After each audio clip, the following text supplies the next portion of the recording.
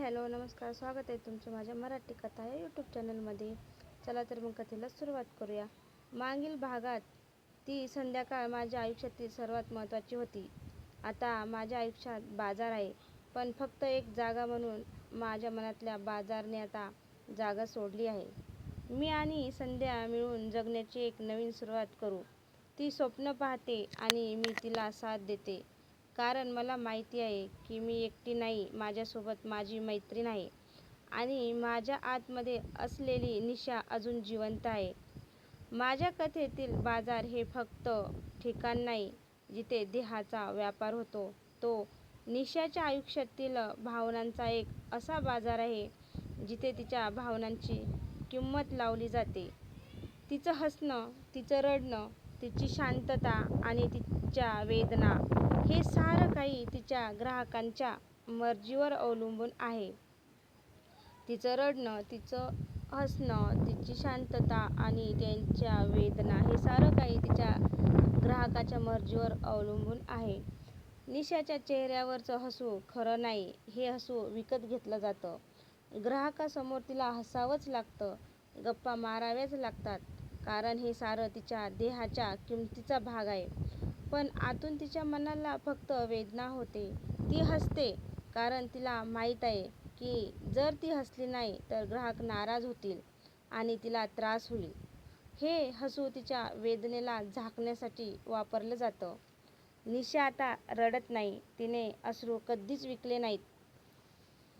निशा आता रडत नाही, तिने अश्रू कधीच विकले नाहीत, कारण त्यांना कुणीच विकत घेणार नाही. सुरुवातीला ती खूप रडली, पण तिच्या अश्रूंना इथे काहीच किंमत नव्हती.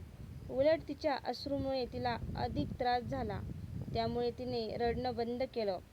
तिच्या डोळ्यातील कोरडेपणा तिच्या मनातील वेदना दाखवतो. तिच्या डोळ्यातील कोरडेपणा तिच्या मनातील वेदना दाखवतो. निशाच्या मनातील वादळ शांत आहे. ती आता जास्त बोलत नाही, कारण तिच्या भावना व्यक्त करून काहीच उपयोग नाही. तिची शांतता तिच्या मनातील रिकामेपण दाखवते. या शांततेची बोली तिच्या शरीरासोबतच लागते. या बाजारामध्ये निशाचं अस्तित्व एका वस्तूमध्ये बदललं आहे. ती आता फक्त एक देह आहे. तिच्या भावना, तिचं मन, तिचे स्वप्न या सर्वांचा इथे काहीच उपयोग नाही. इथे फक्त तिचा शरीराचा सौदा होतो आणि तिच्या भावना मागे सुप्त राहतात.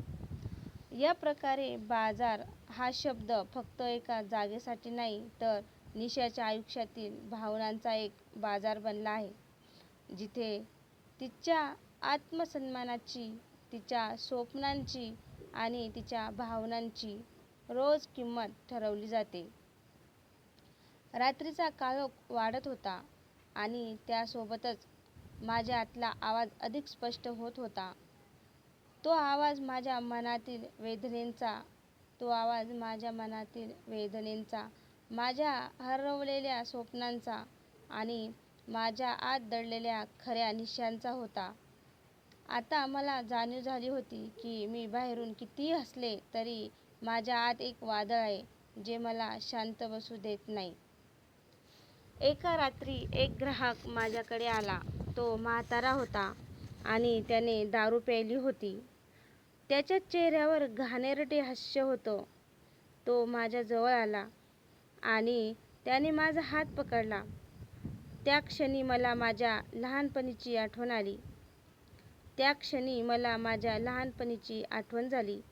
माझ्या वडिलांनी माझा हात पकडला होता आणि ते मला शाळेत घेऊन जात होते. पण हा स्पर्श वेगळा होता. यात प्रेम नव्हतं, फक्त वासना होती. मी त्याला जोरात ढकलून दिलं. तो खाली पडला. मला माहीत होतं की या कृत्याची मोठी किंमत मोजावी लागेल, पण त्या क्षणी माझ्या आतल्या निशाने मला सांगितले, बस कर आता, खूप झालं. तो म्हातारा उठला आणि मला शिव्या देऊ लागला. त्याने माझ्या मालकिणीला आवाज दिला. मालकीण तिथे आली आणि माझ्यावर ओरडू लागली, तू माझ्या ग्राहकांना का त्रास देतेस? तिने माझ्या गालावर एक जोरदार थप्पड मारली. तिने माझ्या गालावर एक जोरदार थप्पड मारली. माझ्या गालावरची थप्पड मला जाणवली नाही, पण माझ्या आत्मसन्मानाला लागलेली ती थप्पड खूप खोल होती. मी आता घाबरलेली नव्हती, तर माझ्या डोक्यात एक आग पेटली होती. ती आग माझ्या आत्मसन्मानाची होती, माझ्या अस्तित्वाची होती. मी मालकिणीकडे बघितले आणि पहिल्यांदाच माझ्या डोळ्यातून पाणी आलं. पण ते दुःखाचं पाणी नव्हतं, तर रागाचं आणि हिमतीचं पाणी होतं. मी तिला म्हणाले, तुम्ही माझ्या शरीरावर राज्य करता, पण माझ्या आत्म्यावर नाही. मी तिला म्हणाले, तुम्ही माझ्या शरीरावर राज्य करता, पण माझ्या आत्म्यावर नाही. मी परत माझ्या खोलीत गेले. संध्याला सर्व काही सांगितलं. ती शांतपणे ऐकत होती. मग ती म्हणाली, निशा, आपण आता थांबायला हवं. खूप झालं हे. मला माहीत आहे की मी तुला वाचवू शकत नाही, पण मी तुझ्या सोबत आहे. त्या रात्री आम्ही दोघींनी एक निर्णय घेतला. आम्ही आता परत लढणार नाही. आम्ही इथून निघून जाऊ. आम्ही आमच्या नवीन आयुष्याची स्वप्न पाहू लागलो. आम्ही इथून निघून जाऊ. आम्ही आमच्या नवीन आयुष्याची स्वप्न पाहू लागलो. आता माझा बाजार हा फक्त एक ठिकाण नाही, तर माझ्या मनातील एक लढाई आहे. मी या लढाईतून बाहेर पडणार आहे. माझ्या आयुष्यातील प्रत्येक क्षण हा एक युद्ध आहे आणि या युद्धात मीच विजयी होणार आहे, असा दृढ निश्चय निशीने मनामध्ये करून ठेवला होता. पण समोर येणाऱ्या अडचणी तिला माहीतच नव्हत्या. हा बाजार एवढा सोपा नाहीये, जेवढा लोकांना वाटतो. आता तर खरी तिची परीक्षा चालू झाली होती. या बाजारात येऊन निशाला 3 वर्ष झाली होती. या बाजारात येऊन निशीला 3 वर्ष झाली होती. पण या 3 वर्षातला प्रत्येक दिवस अगदी अग्नीसारखाच होता. सुरुवातीला तर असं वाटत होतं की रात्र कधी होऊच नये, कारण रात्री जो काही मनाला आणि शरीराला त्रास होत होता तो असह्य होता. सूर्य मावळतीला झुकला की निशीच्या हृदयामध्ये धडधड सुरू व्हायची.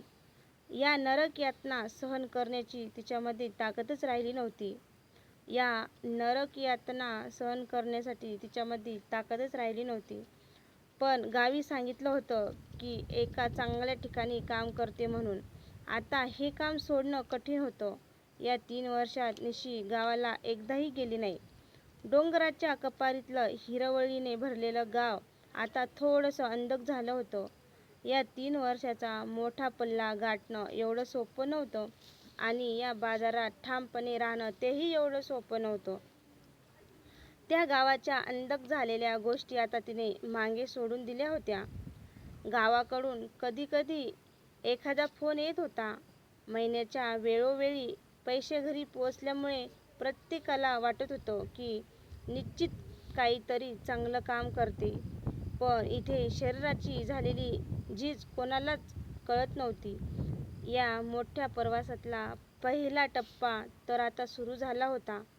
या प्रवासातला सगळ्यात खडतर प्रवास आता तिचा सुरू झाला होता. या प्रवासातला सगळ्यात खडतर प्रवास आता तिचा सुरू झाला होता. कथा